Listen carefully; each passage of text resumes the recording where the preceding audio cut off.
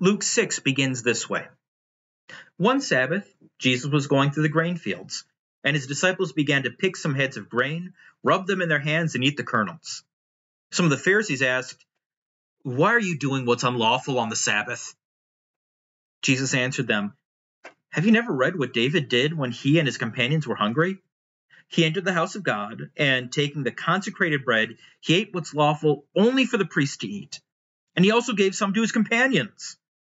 Then Jesus said to them, "The Son of Man is Lord of the Sabbath." So God had given this Sabbath, and he was very serious about it. He said, this is a day to rest in what God has done for you. Don't work.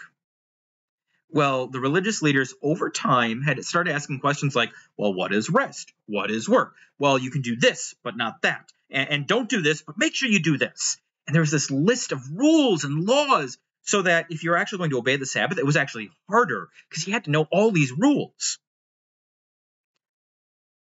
Well, Jesus' disciples are taking some grain and they're rubbing their hands to get the kernels out so they don't have to eat the husks, and they're munching on that. The Pharisees go, look, you're breaking the Sabbath, you're working. And Jesus goes, yeah, but there are other rules too. David, lived about 1000 BC. King David, he was on the run and he ended up taking some bread that God had set aside just for the priests. Was that okay? But who's actually in charge? The Son of Man. And that was one of Jesus' titles for himself. He says, I'm the one in charge. Now, our sinful natures can take this and run with it. Oh, Jesus said that it was okay to break God's law as long as you've got a good reason. That is not what he's saying. He's saying that he's the one who decides what is good and what is not us.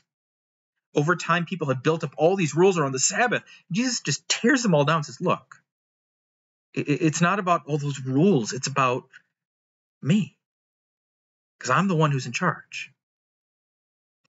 So look at those rules and see that they're good. God gives them for good reasons, but not to get God to like us, not to get God to do what we want. He's not like some sort of vending machine where I go, I obeyed you, I obeyed you, I obeyed you, put in all the coins, and then I get whatever it is I want. No. Instead, Jesus says, no, that this was given for your good, but I'm the one who decides what that is.